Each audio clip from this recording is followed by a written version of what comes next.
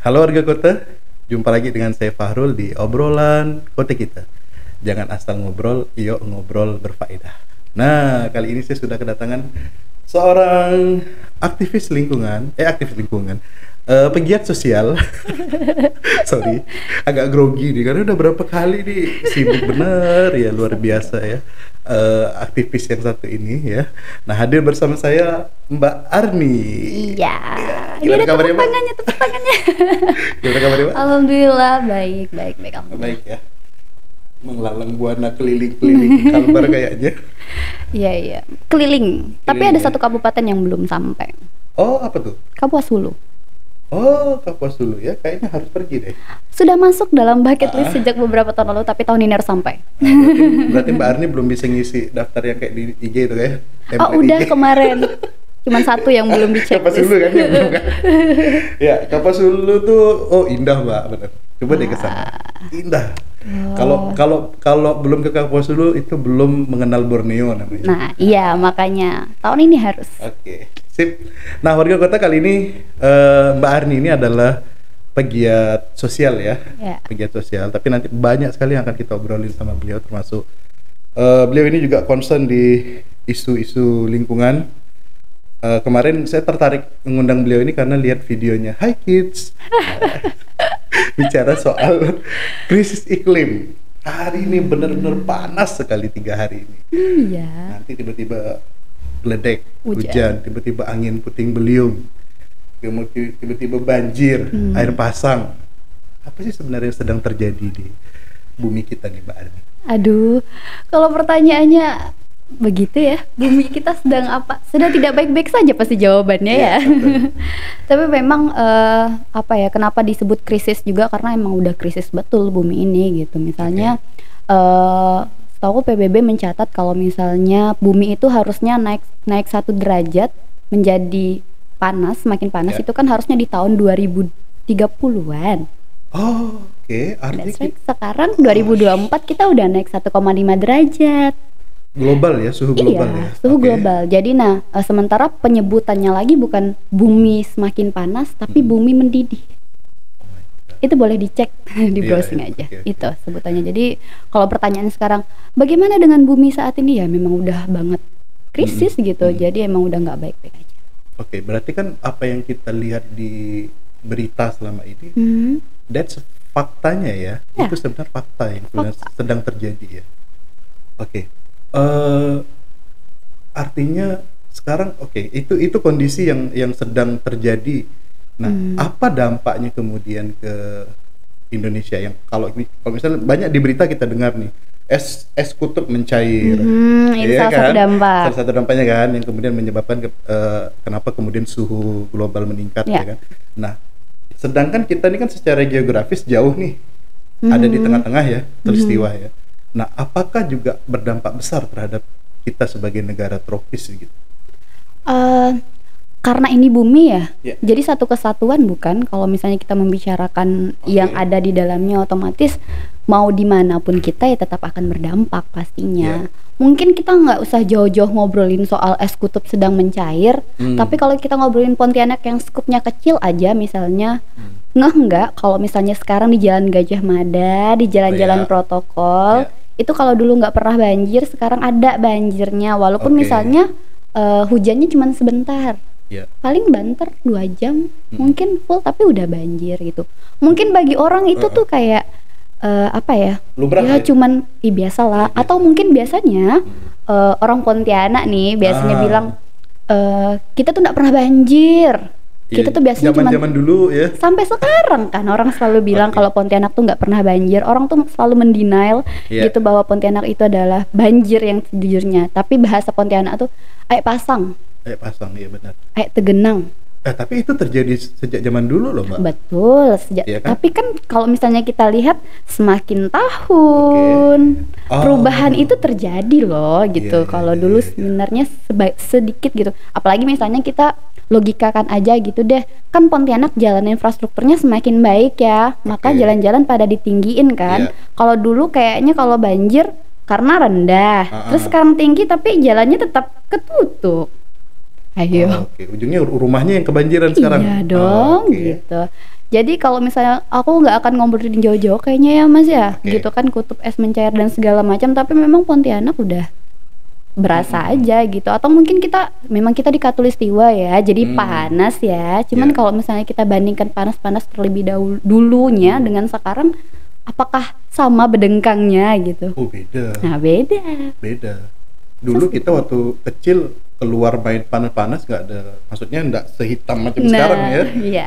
Sekarang jangankan main, pakai motor aja kita bisa belang. Betul sekali. Nah maksud aku tuh sebenarnya, konten kemarin sebenarnya tuh ngingetinnya bukan soal deforestasi lagi. Walaupun misalnya kalau misalnya bicara soal deforestasi, aduh aku males banget ya karena panjang dan luar biasa, apalagi kita di Kalimantan gitu. Tapi mengingatkan sebenarnya hal-hal kecil itu yang sering kita denial sebagai mitos orang Pontianak yang tidak pernah banjir atau tidak pernah ngerasain dampak yang cukup signifikan atau cukup besar gitu kan, padahal itu terjadi gitu. Jadi anggapan yang kemudian melihat situasi itu adalah hal yang biasa, itu yang kemudian menutup mata kita terhadap apa yang terjadi sekarang ini di global. Betul. Oke.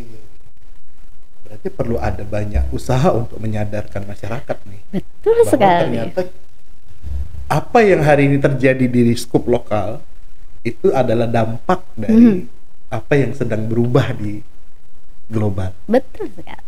Bukan sesuatu yang terjadi setiap tahun yang kita lihat itu jadi sesuatu yang lumrah ya. Iya. Mungkin sama satu hal lagi ya. Mungkin bagi orang, kita tuh punya 3 musim kan di Pontianak. Iya benar. Panas, dingin, panas, dingin, hujan gitu. Ya. Asap. Oke. Kalau ngomongin asap kan kita salah satu provinsi yang selalu mendapatkan musim ketiga ini di tiap tahunnya ya, karhutla itu. Tapi waktu COVID hilang loh asapnya. Aduh, ini ngomongin politik nih. Makanya kenapa kita selalu tadi bilang, kenapa kita bilang sosial, karena ngobrolin lingkungan, ngobrolin politik, ngobrolin ini semua tuh emang. Tapi faktanya bener nggak? Iya kan? Aku nggak bilang itu fakta ya. Jadi coba kalau gitu, karena saya pernah ya bercanda lah dengan teman-teman pas ngopi kan. Ini aneh ya. Kenapa pada saat COVID asapnya juga hilang? Nggak ada tuh waktu COVID. Padahal panas loh pada saat itu kan. Panas hujan, tapi nggak ada asap. Apakah karena memang orang dilarang juga untuk keluar membakar hutan kan gitu? Bercandaan gitu ya. Iya benar-benar. Tapi penting loh untuk refleksi sebagai masyarakat gitu. Kadang aku tuh seneng ngopi ya. Jadi aku seneng keluar kop gitu-gitu, karena memang pasti ada aja obrolan tiap meja yang sebenarnya dia lagi melogikakan sesuatu dan merefleksikan sesuatu yang sebenarnya dia rasakan. Itu penting banget ngobrol di warung kopi. Oh iya benar. Kayak karena gitu semuanya tadi bisa dilepaskan di situ. Betul, ya kan? Gitu. Makanya kayaknya kayaknya pemerintah harus sering ngopi deh. Ya, makanya kalau misalnya nggak nyambung tuh biasa orang bilang, kurang ngopi ya. Nah, gitu dia. Benar. Oke. Nah, oke. Kita udah pelan-pelan masuk di sebenarnya.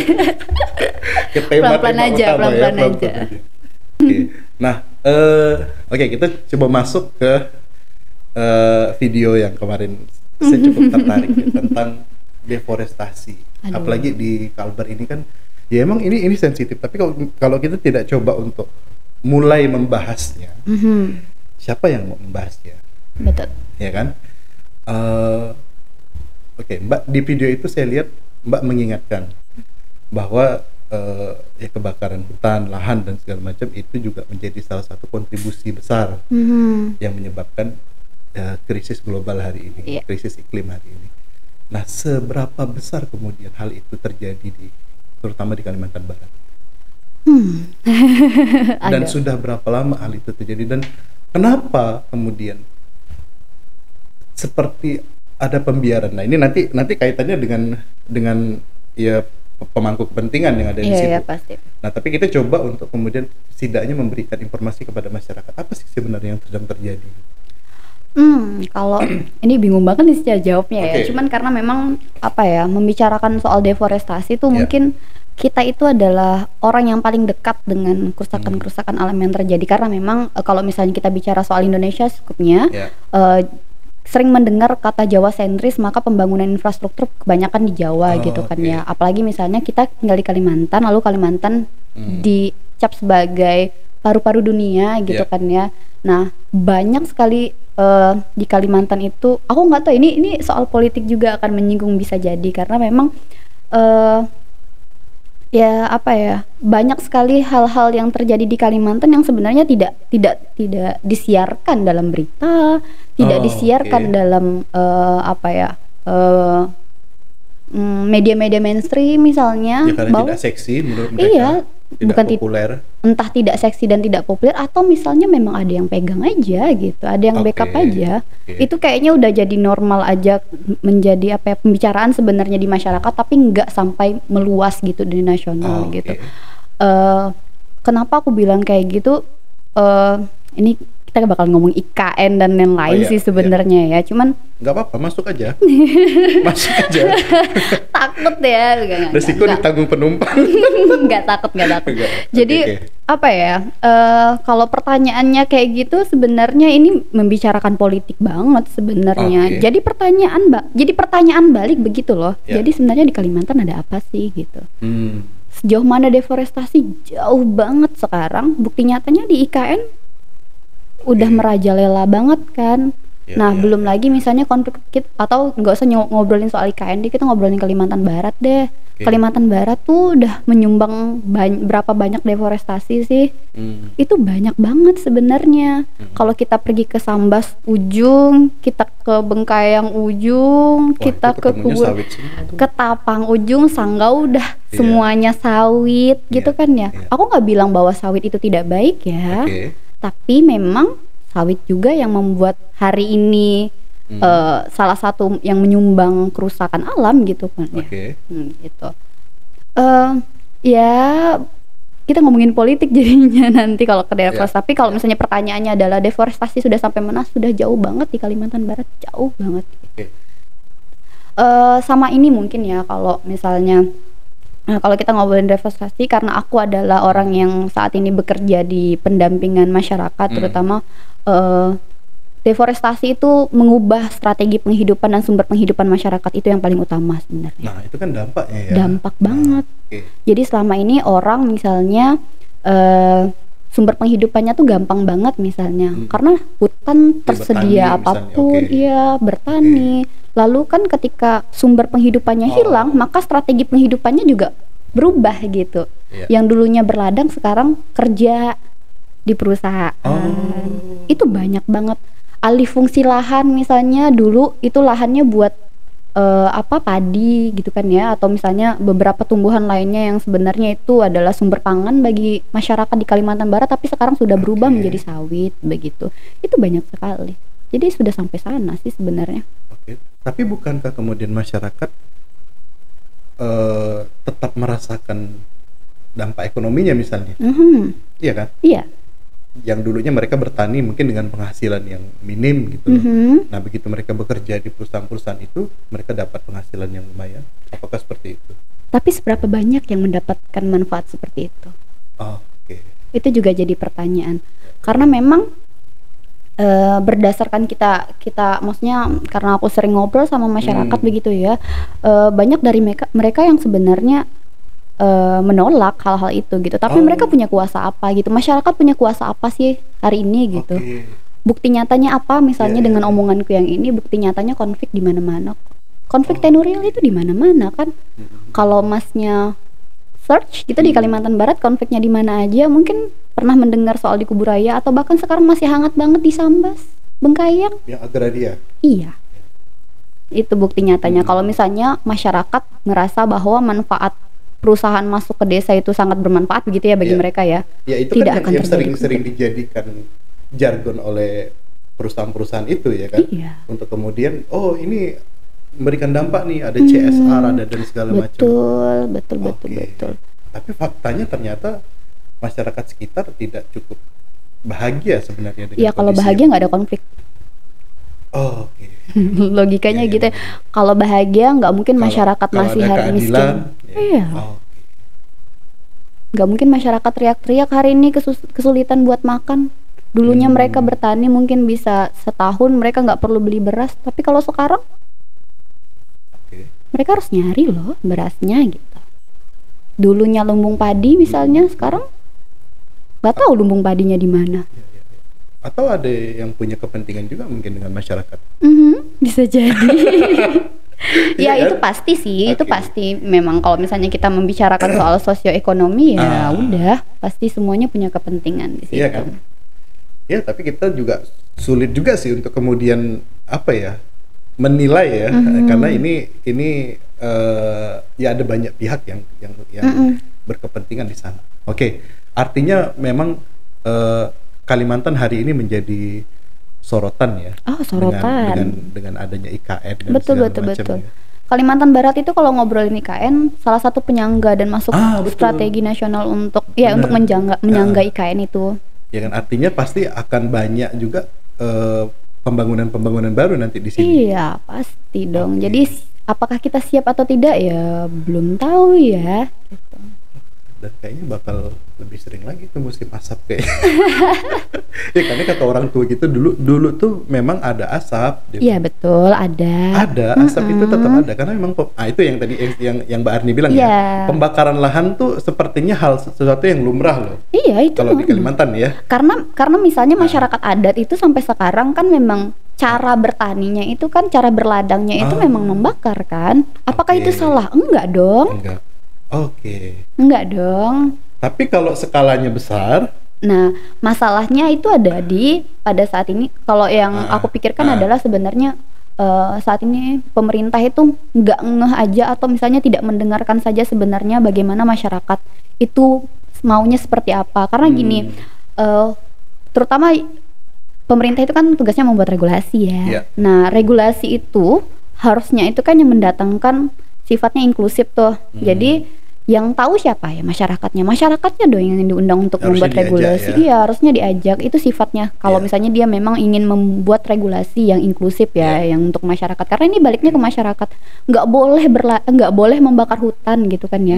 Tapi bagaimana dengan mereka yang punya kearifan lokal memang untuk cara berladangnya seperti itu, membakar gitu, dan memang tidak ada opsi lain apalagi dengan kontur tanahnya, kondisi geografisnya. Betul, memang sekarang kita juga sampai saat ini juga misalnya saya aku belajar banyak gitu bersama teman-teman Gemawan dan banyak hal lainnya gitu kan, bahwa kita juga ada nih proses tanpa bakar gitu kan, ada memang, tapi kan tidak semua juga cocok ya, tapi kita sedang usahakan untuk gitu, untuk sebenarnya juga membuat kontribusi supaya tidak terjadi kebakaran hutan dan lahan, tapi memang skalanya banyak gitu kan, di regulasi pemerintah juga kan sebenarnya kan tidak boleh sampai yang banyak banget gitu kan ya. Itu ya tapi itu harus dicek ulang sih, karena nggak semua masyarakat paham dengan regulasi itu. Apalagi misalnya kalau kita lihat ya saat ini sebenarnya yang bakar lahan tuh siapa sih yang paling banyak? Apakah sebenarnya lahan masyarakat tuh sampai berhektar-hektar kayak gitu? Jadi pertanyaan juga sebenarnya. Jadi siapa yang bakar gitu? Lalu masyarakatnya yang justru ditangkap itu. Nah itu sebenarnya emang harus cek ulang aja sih. Ya karena memang persoalan itu nggak pernah selesai. Iya. Siapapun pemimpinnya hari ini. Iya. Jadi ya harus diselesaikan dong. Gimana caranya? Kirain mau nanya. Jadi pilih nomor berapa? Gak usah masuk ke situ Mbak. Jangan mancing-mancing. Seneng banget aku. Nah, ya. Itu hal yang menggelisahkan saya. Ya, gelisah banget, benar. Seolah-olah kita tak berdaya berhadapan dengan itu setiap tahun. Ya. Berarti emang harus ada solusi sih, cara kemudian supaya tidak membakar lahan. Iya.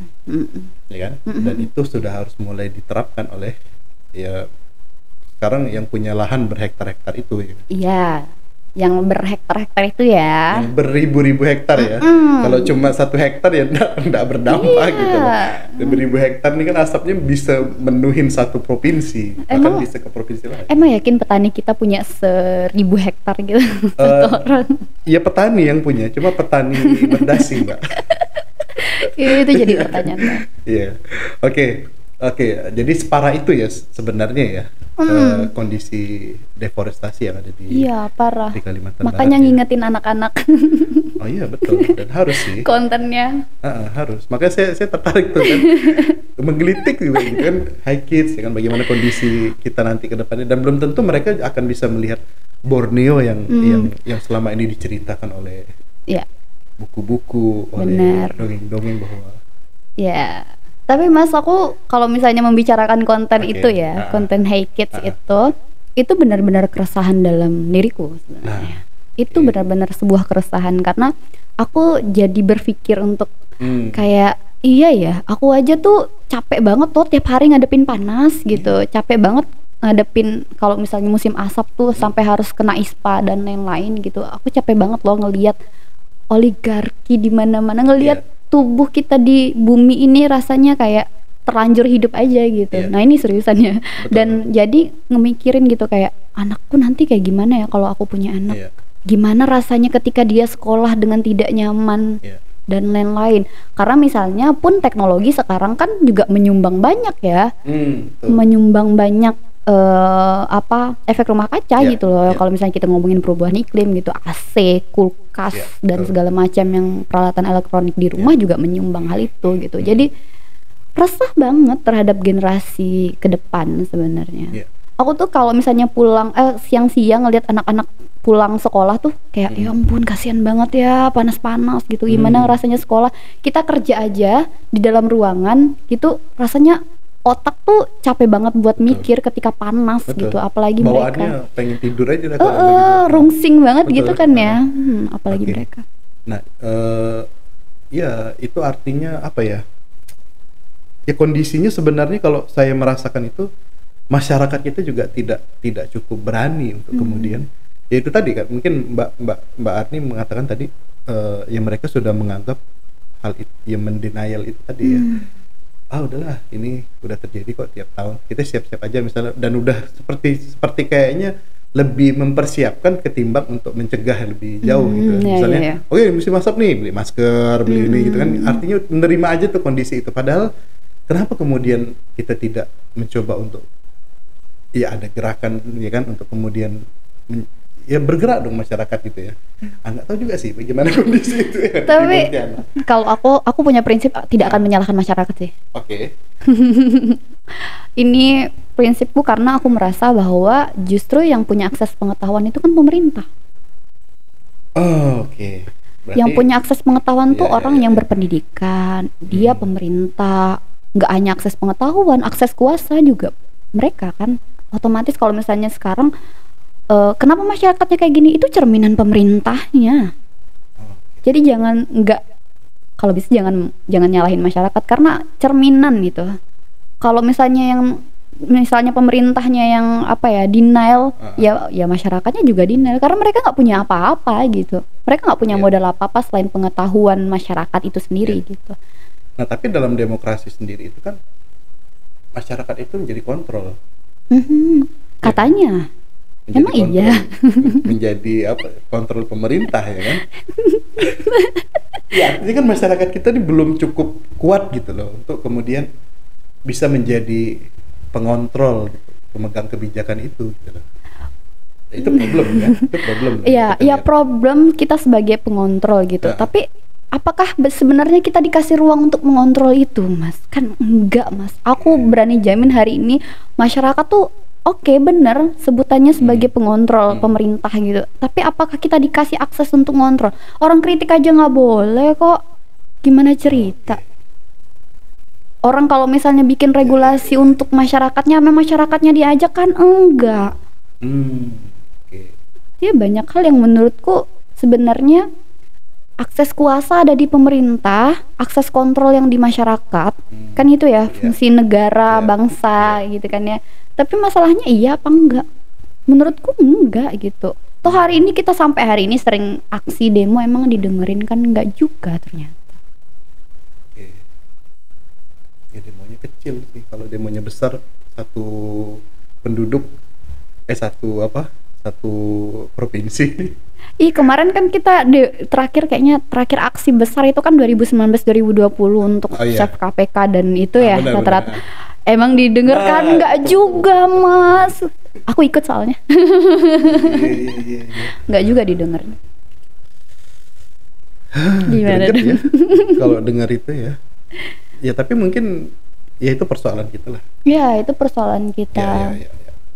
Oke. Nah kembali ke tadi masalah deforestasi, ya kan? Dan isu-isu lainnya. Nah Mbak Arni sebagai pegiat sosial. Nah tadi isu lingkungan ini kan juga berhubungan ya dengan sosial ya. Nah ini menarik juga nih, kan lingkungan itu kan juga punya pengaruh yang tidak bisa kita lepaskan dari perubahan iklim ya hari ini. Nah saya ada baca juga tadi barusan itu ternyata industri hari ini ya kan, industri fashion dan berbagai macam yang muncul hari ini itu juga ternyata menyumbang ya kan, menyumbang emisi karbon yang cukup besar. Karena pabriknya ya. Iya, karena pabrik dan segala macam. Nah, bagaimana kemudian Mbak Arni melihat hal ini? Padahal di satu sisi secara ekonomi, kemudian secara penyerapan tenaga kerja, itu kan juga masalah sosial. Iya, benar.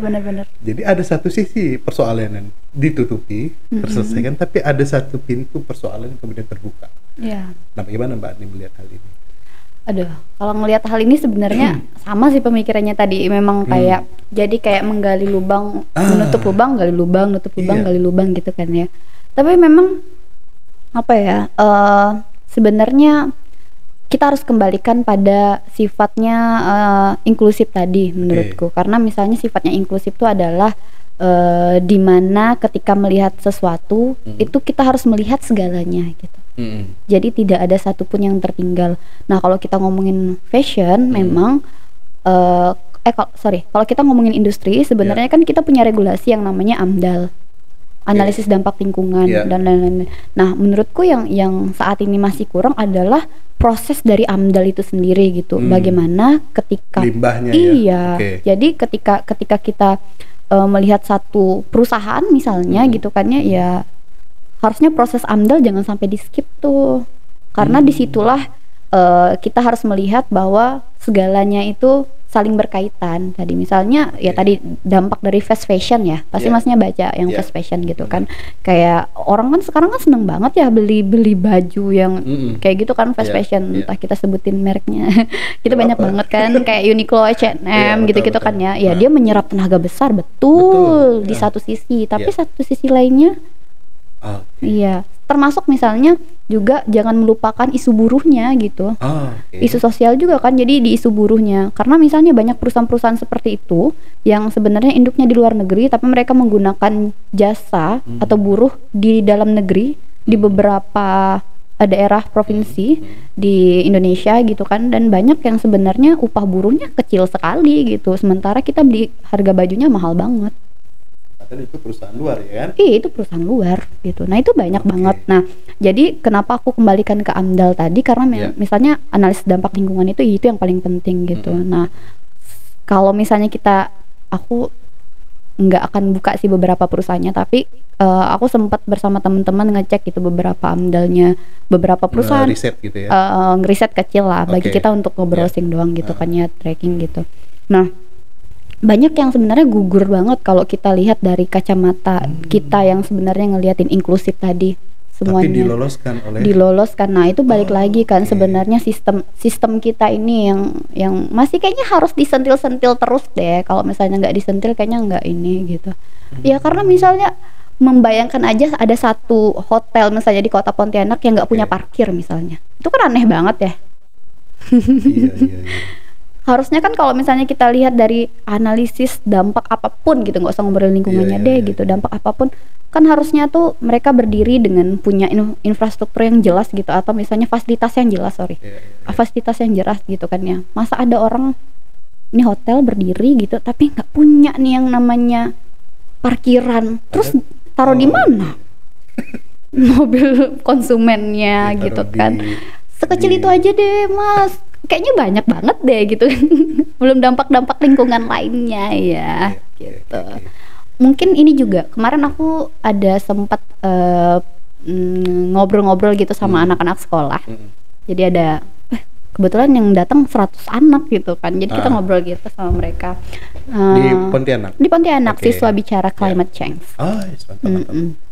Jadi aku ngobrolin mantik mereka dengan suka nggak sih ngopi di Pontianak? Suka gitu kan ya. Sering ngopi di mana? Disebutinlah beberapa coffee shop di Pontianak gitu kan. Aku keluarin tuh berita.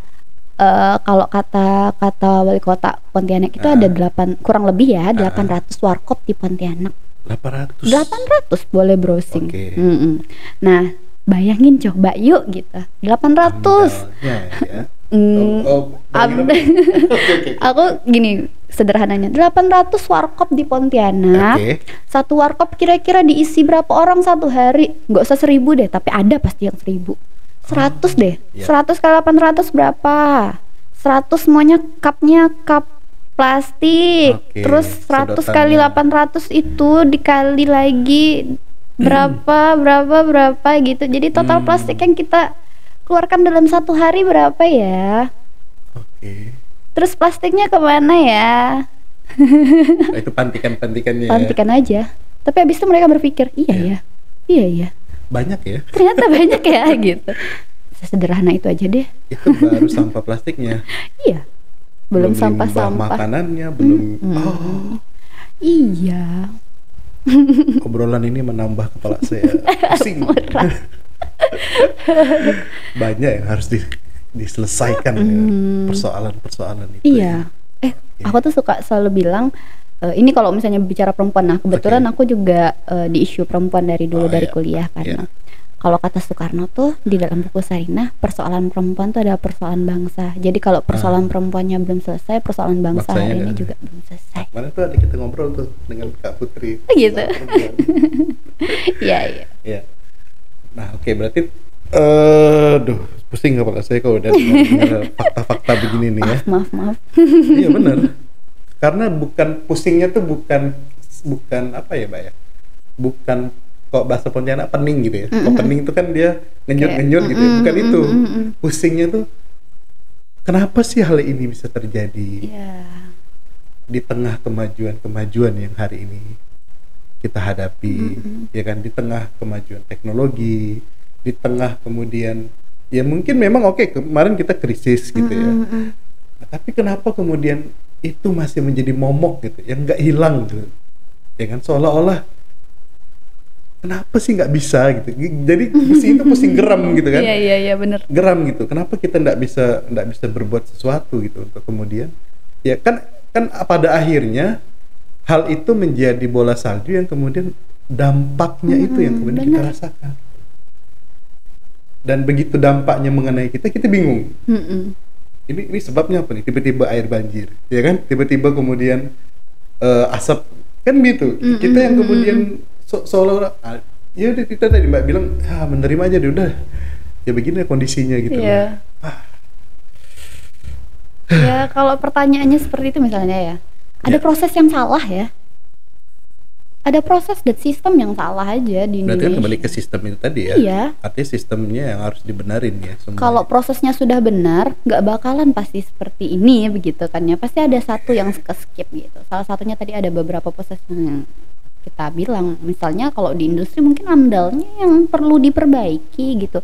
Atau misalnya kalau sekarang kita ngobrolin soal politik gitu kan, pasti ada proses yang salah misalnya kayak gitu untuk sampai di titik tertentu.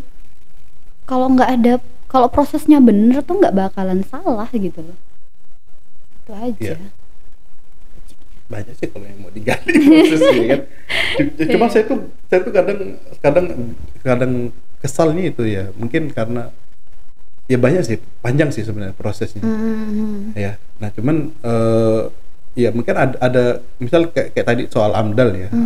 Beberapa info saya dengar juga misalnya banyak ya, misalnya kayak edukasi ke para pelaku UMKM itu ya kan, kadang tidak seintegral gitu ya. Jadi misalnya edukasinya seputar misalnya bagaimana dia dapat untung, dia bisa mengkaryakan orang dan segala macam, tapi tidak kemudian bicara ini ada dampaknya loh, limbahnya kemana. Nah itu tidak terfokus ke situ. Betul. Ya kalau kita dampingan kita di Singkawang justru kita punya namanya Serumpun. Itu nama kelompok ibu-ibu di daerah Singkawang dan Sambas. Nah mereka tuh justru Singkawang tuh juga lumayan banyak loh menghasilkan sampah di pantainya. Nah ibu-ibu itu tuh membuat daur ulang, entah itu kayak biasa lah seperti tas dan lain-lain gitu kan. Itu karya-karya yang luar biasa sebenarnya ya. Nah sama EcoBrick gitu. Nah itu kan EcoBrick. EcoBrick ya. EcoBrick itu. Jadi kan itu proses pendauran ulang sampah yang jadi sebenarnya dilakuin gitu. Nah mungkin ya salah satu proses yang dilupakan sama teman-teman ya itu tadi sosialisasi bagaimana setelah itu limbah didaur ulang itu kan. Itu yang mungkin belum sampai aja. Nah kita masuk ke soal sampah nih. Mungkin ini jadi bahasan kita yang the last, tapi ini yang paling menjadi momok kalau kita bicara tentang isu lingkungan, isu climate change, kemudian ya karena sampah juga, saya pernah bilang selama ada manusia pasti ada sampah. Oh iya. Kenapa? Karena manusia melakukan proses produksi. Begitu ada produksi, pasti ada emisinya, pasti ada yang terbuangnya, pasti ada sisanya, ya kan? Ya. Nah Pontianak ini saya pernah riset kecil-kecil juga sih sebenarnya, karena tempat 2 atau 3 tahun yang lalu sempat pengen bikin terobosan untuk kemudian bagaimana mengedukasi masyarakat supaya mereka mulai care tentang sampah. Tapi begitu kita riset kondisinya, kompleks, mundur kami. Kenapa? Karena ini perjalanan panjang ya. Karena kita coba lihat beberapa literatur dari luar, termasuk Jepang ketika itu, dan kita lihat ternyata prosesnya panjang. Bagaimana Jepang kemudian hari ini menjadi membuat masyarakatnya punya tradisi untuk memilah sampah. Dan itu sulit untuk kita lakukan di Indonesia. Saya sampai bilang gitu dengan teman-teman. Saya bilang nggak bisa nih, saya out. saya nyerah karena ini harus dirubah dulu, baru kita bisa bicara tentang bagaimana terobosannya gitu. Kalau yang dasarnya ini tidak kita rubah, maka terobosan ini siapapun yang masuk ke sini dia akan stop semua. Dan terbukti kan, karena ada beberapa yang di kita yang kemarin, kalau Mbak Arni tahu Angkuts, yang dari Hafid ya, dia sudah bangun itu, tapi kan kemudian hilang juga ya. Nah kemudian ada juga di beberapa daerah di Sulawesi Selatan, ada saya lihat juga mereka coba berkolaborasi dengan pemulung untuk kemudian menjemput sampah. Cuma saya bilang ya perannya jadi hanya segitu aja. Sampah itu tetap numpuk, oke deh dijemput gitu loh. Tapi begitu dia sampai di TPA-nya, kita nggak bisa ngapa-ngapain. Betul. Iya kan? Oke sih, jadi kita mengkaryakan orang gitu loh. Pemulung kemudian dapat pekerjaan lebih, dapat income lebih dari itu, tapi kemudian persoalan intinya nggak selesai. Nah ini sebenarnya di TPA ini yang mau kita selesaikan kan, supaya dia kemudian tidak menumpuk seperti di Jakarta itu. Benar. Nah bagaimana Mbak Arti melihat persoalan ini, terutama di Pontianak nih? Kayaknya nyambung sama yang kita ngobrolin soal warung kopi tadi ya. Sebenarnya kan ada 800 kurang lebih warkop gitu kan ya. Belum lagi sampah rumah tangga dan lain-lain gitu. Ya kalau misalnya apa ya, boleh dianalogikan, bukan dianalogikan sih, tapi kayak ya itu ya terjadi dan kesulitan kita kalau misalnya di NGO kan sebenarnya tugasnya adalah bagaimana mendorong pemerintah untuk bekerja begitu kan ya, bukan kita yang mengerjakan. Mungkin kalau komunitas-komunitas banyak yang sudah coba melakukan itu pun. Hari ini juga setauku ada komunitas yang namanya Cari Sampah Pontianak, dan dia anak-anak muda yang memang ngambilin sampah-sampah di tiap coffee shop atau tiap rumah tangga gitu untuk dikembalikan ke TPS dulu kan, depot-depot yang di pasar-pasar itu. Cuman tahu nggak kalau misalnya mereka harus bayar juga? Iya, emang itu saya bilang. Dan pertanyaannya kalau misalnya kayak gitu, kita harus protes ke siapa? Ternyata ada regulasinya aja, mau gimana gitu kan? Nah iya itu dia sebenarnya. Nah apa ya, sulit banget menjawabnya sebenarnya. Tapi balik lagi kalau di aku sih sebenarnya ini tugasnya pemerintah banget. Pemerintah harus buka mata. Nah, tugasnya kita sebagai orang yang misalnya punya pengetahuan dan punya logika untuk bicara ke sana, itu kan punya refleksi untuk membicarakan itu, sebenarnya ya harus tetap mendorong pemerintah, karena ini kalau di negara kan ya pemerintah itu yang punya pegang kuasa gitu loh. Jadi kalau misalnya pertanyaannya seperti ini, aku akan kembalikan ke pemerintah. Kayak gini deh. Kita tahu kalau misalnya di Pontianak itu infrastrukturnya bagus banget. Kita punya yang namanya ruang terbuka hijau, RTH banyak banget nih sekarang. Udah bagus. Setauku lebih dari 30%. Jadi 31% kalau nggak salah kemarin. Nah, di ruang terbuka hijau, kalau Mas pasti sering lewat Ayani kan, sering. Terus ada X19, taman di Gulis yang dekat-dekat situ kan. Tiap malam kan ramai banget ya. Benar. Terus banyak, tapi kalau udah beres mereka nongkrong paginya banyak banget sampah gitu. Kalau menurut Mas nih, ini aku tanyain balik nih, salah siapa tuh? Salah pengunjungnya. Nah, salah pengunjungnya. Kalau aku beda lah. Kalau aku ditanya kayak gitu, aku akan bilang salah pemerintah. Karena nggak menyediakan tong sampah yang banyak. Gini loh, sebagai masyarakat sebenarnya kita tuh ya memang etikanya memang ada, cuman kan kita bingung tuh kalau misalnya mau buang sampah di mana ketika tong sampahnya nggak disediain sama pemerintah.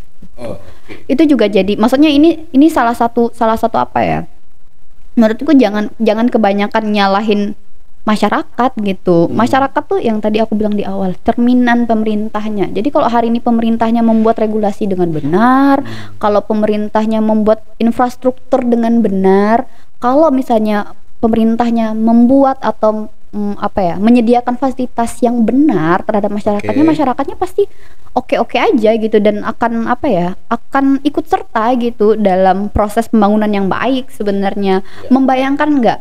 Sebenarnya kan harusnya pemerintah tahu ya seberapa banyak sih pengunjung yang datang ke XD Gulis itu gitu kan. Pertanyaannya, pernah nggak mereka meriset itu? Nah, itu kan saya harus kembalikan ke pemerintah gitu kan. Tapi itu dia tadi kan. Coba lihat apakah banyak tong sampah di sana? Kan enggak. Enggak banyak. Saya belum riset lebih dalam sih. Silakan dilihat apakah banyak gitu. Kalaupun banyak, apakah sesuai dengan pengunjung yang ada gitu. Karena kan sifatnya ini pemerintah yang memberikan fasilitas RTH itu ya, rumah terbuka hijau. Maka pemerintah juga harusnya tahu dong solusi untuk bagaimana sampah-sampah tersebut. Karena mungkin begini, X19 itu kan awalnya memang untuk RTH. Tapi kemudian kan muncul di situ ada PKL. Nah, persoalannya apakah PKL itu hadir masuk dalam rencana itu? Ya, kan begitu. Betul. Tapi kan apakah sekarang pemerintah juga mendiskusikan ulang soal itu kan? Jadi pertanyaan juga. Sudah berapa lama sih XD Gulis itu menjadi RTH? Lalu seberapa lama sih kalau kayaknya udah lebih dari setahun kan ya?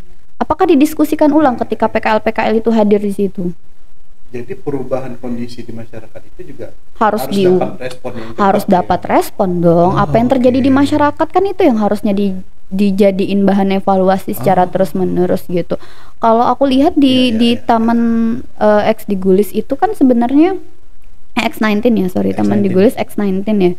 Nah itu kan memang ada tong sampahnya, tapi kan selalu meluber-luber gitu karena udah penuh gitu. Betul. Kan. Belum lagi misalnya masyarakat belum teredukasi misalnya soal pemilahan itu, walaupun misalnya disediakan tiap titik tong sampah tuh 3 gitu kan ya, merah kuning hijau itu, tapi kan apakah ada petunjuknya gitu kan? Kan nggak juga gitu. Nah itu yang sebenarnya harus selalu dievaluasi ya, sama infrastruktur yang ada gitu. Kalau misalnya tadi aku juga ada menyinggung soal inklusif, bagaimana seharusnya kita sebagai manusia ya punya perspektif inklusif itu, memandang seluruhnya gitu, tidak hanya memandang satu seperti kacamata kuda. Karena memang infrastruktur juga jadi pertanyaan gitu di situ, bagaimana sebenarnya sudah baik apa belum untuk masyarakatnya, ruang terbuka hijau itu sifatnya seperti apa sih gitu. Nah aku mau share nih sedikit. Jadi kemarin itu kan aku sempat diminta gitu kan untuk ngobrol sama wali kota, tapi ternyata wali kotanya nggak datang gitu kan ya, untuk ngobrolin soal refleksi bagaimana pembangunan di Kota Pontianak gitu kan. Nah aku mau share tuh adalah beberapa pemerintah itu yang aku bilang tadi belum inklusif karena memang belum melibatkan masyarakatnya secara utuh gitu.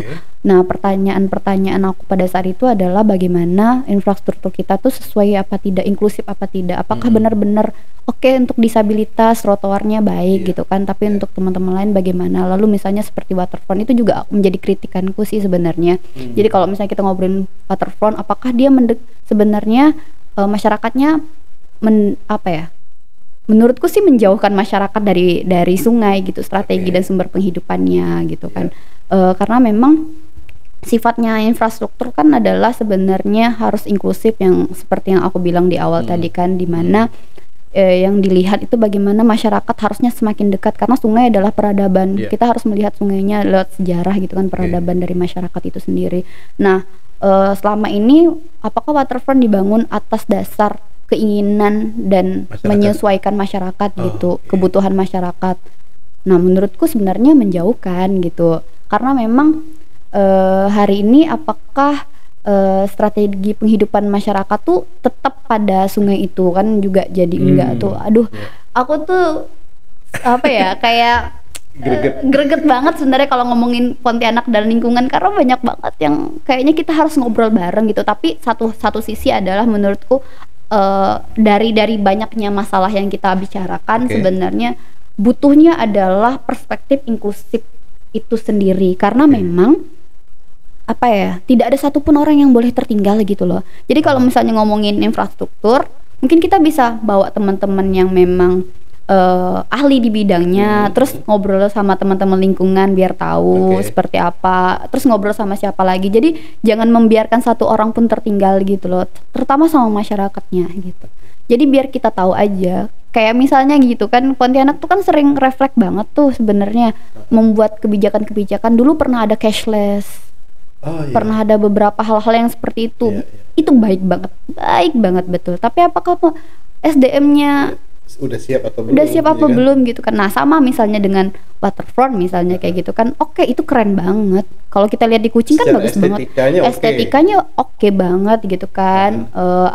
Terus hal lainnya itu tuh sebenarnya penting nggak sih untuk masyarakatnya, atau pembangunan itu justru bukan buat masyarakat atau buat estetika doang? Itu juga jadi pertanyaan kan sebenarnya. Saling bertanya, saling ngobrol. Kayaknya ruang temu yang belum ada ya soal pemerintah dan. Tapi bukannya kalau pemerintah bikin sebuah proyek itu dia pasti ada FS-nya dulu kan? Pasti ada. Nah, FS itu kan salah satunya melibatkan, ya kan, bagaimana masyarakat di sekitarnya. Kan? Ya. Bener ada, tapi. Nah, cuma kan kita nggak tahu masyarakat yang mana. Itu tadi baru aku mau bilang kan, masyarakat yang mana ya kan, yang dilibatkan gitu, yang kemudian bisa membuat FS-nya layak atau lolos gitu kan, untuk kemudian kita tahu proyek. Kita tahu pemerintah tuh sebenarnya bukan seneng. Pemerintah itu sebenarnya pengen banget yang terbaik buat masyarakat. Kita tahu itu tujuan dari pemerintah bekerja gitu, terbaik untuk masyarakat karena jasa segala macam. Cuman ya balik lagi, ayolah sama-sama punya perspektif inklusif itu. Saya dapat ide, kayaknya kita perlu bikin obrolan kota kita on the spot misalnya. Nah, senang sekali. Kita bikin nanti on the spot, undang banyak pihak untuk ngobrol tentang kota Pontianak ya. Nah, iya, jadi kita bareng gitu. Jadi siap. Nanti kita siapkan infrastruktur ya. Kalau udah on the spot ini kan butuh yang lebih ekstra ya. Tapi menarik sih, saya jadi dapat ide itu ya. Ruang temu sih sebenarnya. Jadi kalau misalnya nih aku sering ngadain ruang temu nih. Jadi kalau misalnya di Gemawan itu aku sebulan sekali bikin pertemuan sebenarnya. Siapapun boleh hadir biasanya. Nah, kemarin kita bikin soal Pontianak tangguh iklim. Kita undang itu nggak hanya komunitas anak muda, tapi komunitas anak muda, tapi nggak hanya yang ngobrolin soal lingkungan, kita juga ngundang teman-teman seni. Kita ngobrol sama teman-teman ini agama kayak dari NU, Muhammadiyah. Kita ajakin. Karena kita pikir itu tadi, siapapun tidak boleh tertinggal. Sifatnya inklusif, karena orang seniman pun pasti akan ngobrolin soal sosial, lingkungan. Bisa jadi karya-karyanya ada. Kemarin kalau misalnya Masnya tahu, ada pameran di kantor di Gemawan di tahun 2021. Sorry, 2022. Lukisan itu ya? Lukisan. Oh, iya, benar. Temanya Nunggal. Jadi dia ngobrolin banyak soal lingkungan sebenarnya. Iya. Seni kan. Seni. Nah, jadi maksudnya pengetahuan itu sebenarnya bisa lahir dari mana aja. Sifat sharing pengetahuan pun bisa lahir dari mana aja. Makanya kita ngajak teman-teman agama. Kayak sekarang kan orang juga berdakwah ngobrolin soal lingkungan, sampai ada obrolan soal pertobatan ekologi. Aku nggak nyinggung paslon, tapi itu memang sudah sering kita obrolin sebenarnya di NGO. Yang lama ya. Yang lama. Gitu-gitu sih. Ya boleh, nanti coba kita garap deh.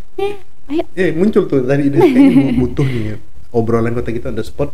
Undang nanti mungkin dari Gemawan, dari Mbak Arni juga kita bicara banyak hal lah. Karena kita pengen, ya terus terang saya juga bikin podcast ini kan salah satunya untuk ya supaya ada banyak yang bisa bersuara nih di sini gitu, tentang persoalan di skala lokal. Tapi yang mungkin kita bahas isunya isu global gitu, tapi bagaimana dampaknya terhadap kondisi di kita di Pontianak terutama. Dan tadi memang saya dapat benang merahnya nih. Artinya oke, saya mulai setuju ya, tapi masih 70-30 nih. Kan? Saya sudah mulai bergeser. Oke, saya 70 setuju bahwa ini ada kontribusi, ada peran pemerintah yang harus lebih dominan di situ. Ya, nah mungkin pemerintah kemudian harus mencoba ya kan beberapa, ya ibaratnya kalau kita bikin suatu kalau kita di perusahaan itu kan ada plan A, plan B, plan C ya. Begitu plan A gagal, plan B begini, plan C begini. Atau misalnya ada skema 1, skema 2, skema 3 gitu kan, untuk kita coba terapkan. Nah mungkin pemerintah yang hari ini, saya beberapa kali ngundang ini, saya terpaksa ngomong di sini nih, karena saya ngundang Pak Edi Kamtono ya. Saya sudah DM ke beliau ke IG-nya, tapi udah direspon boleh katanya, cuman belum ada waktu tanggalnya untuk datang ke sini. Supaya ya mungkin nanti kita undang di obrolan on the spot itu. Boleh. Ya kan, beliau ngobrol langsung, karena statusnya sekarang kan tidak jadi wali kota. Iya kan? Ada PJ-nya kan. Ada PJ kan, sekarang statusnya jadi masyarakat umum. Biar beliau lebih objektif melihatnya kan. Lebih enak kita ngobrolnya. Beda kalau misalnya di statusnya sebagai wali kota gitu.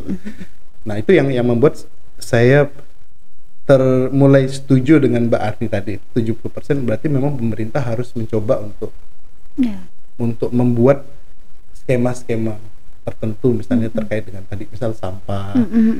Ya, nah itu tadi mungkin karena apa ya, kita nggak tahu juga perencanaannya, ya kan. Kemudian apakah setiap kan mereka kan ada RPJMD, bagaimana fleksibilitasnya, begitu kondisinya di lapangan ternyata berubah. Karena kan ya kita maklum ya, birokrasi ini kan sesuatu yang ibarat besi ya, nggak bisa lentur dia. Gitu loh. Padahal kondisi di lapangan itu kan tidak semudah yang apa kita bayangkan di atas kertas. Betul. Ya, termasuk yang tadi misalnya RTH. Apakah kemudian dalam perencanaan RTH itu juga dipikirkan ketika ada PKL yang masuk gitu kan? Iya. Mestinya kan dipikirkan. Ya kan, misalnya setahun RTH-nya berjalan tiba-tiba ada PKL, atau misalnya PKL itu memang masuk dalam perencanaan kan gitu. Ada ruang untuk PKL-nya kan begitu. Iya, betul. Sehingga itu yang kemudian nanti akan berdampak pada penyiapan infrastrukturnya. Misalnya jumlah pengunjung yang akan datang situ mereka hitung. Kemudian jumlah tong sampahnya mereka hitung. Kemudian intensitas pengunjungnya setiap berapa jam tong sampah ini harus dikosongkan. Betul. Kan gitu. Ya, Mas aja ya baru mau bilang kenapa nggak Mas Farul aja yang jadi wali kota nih. Coba kita dukung deh kayaknya. Karena geram loh, artinya loh kok saya bisa berpikir ke situ ya. Dan itu kan nggak perlu banyak, maksudnya saya nggak perlu bersinggungan dengan berbagai kepentingan. Cukup menerapkan teori atau skema-skema seperti itu bisa. Ya itu tadi sebenarnya ya kita kurang ruang temu aja, kurang ruang ngobrol aja sebenarnya. Jadi perbanyak ruang temu itu lebih baik. Panjang banget nih, Mbak Arni. Oh iya emang. Obrolan kita. Iya. Kita udah ngobrol tadi deforestasi, iklim, dan terakhir sampah ya. Lumayan menarik dan banyak ide yang saya dapat dan mungkin nanti kita bisa eksekusi lagi. Oke Mbak Arni, makasih banyak nih sudah hadir di obrolan kota kita dan mau berbagi. Kayaknya kita perlu ngobrol lebih panjang lagi tentang isu-isu sosial lah ya. Karena beliau ini aktivis ya, pegiat sosial.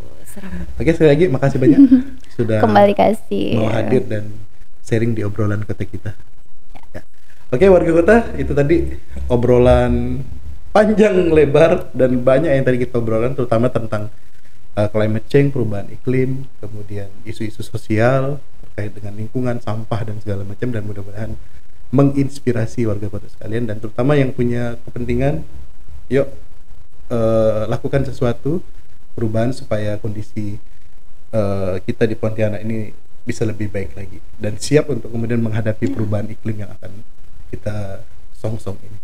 Oke, itu aja obrolan kota kita pada kali ini. Saya Farul pamit, kita ketemu lagi di obrolan kota kita berikutnya. Dadah.